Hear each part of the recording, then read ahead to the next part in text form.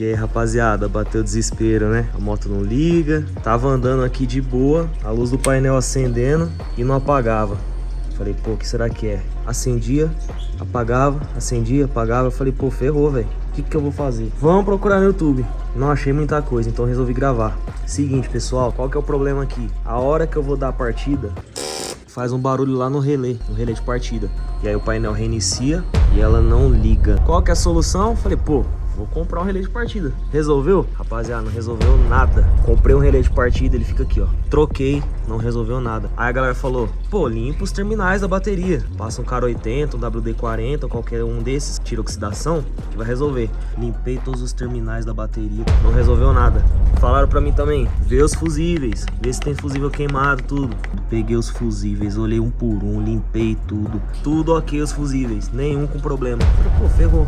Aí eu te pergunto o que é então? Liguei pra alguns mecânicos, conversei com eles, falaram pra mim que seria a bateria. Eu falei, pô, mas tá funcionando tudo, ó. Tá funcionando buzina, seta, tá tudo pegando. Eles falaram pra mim, a bateria não consegue dar a carga máxima que a moto tá precisando pra poder ligar. Bateria, rapaziada, bateria. Ó o caos aqui, ó.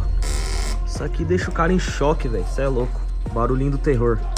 A bateria que tava aqui já tava desde 2019, então eu já tô com 4 anos com ela aqui. De repente ela resolveu me deixar na mão. Mas assim, galera, antes de comprar a bateria, testa tudo. Limpa os terminais, vê os fusíveis se tá tudo ok. Cara, vê o relé de partida. Se for o caso igual o meu, fazendo o mesmo barulho, mano, bateria. Aí, pessoal, trocada a bateria.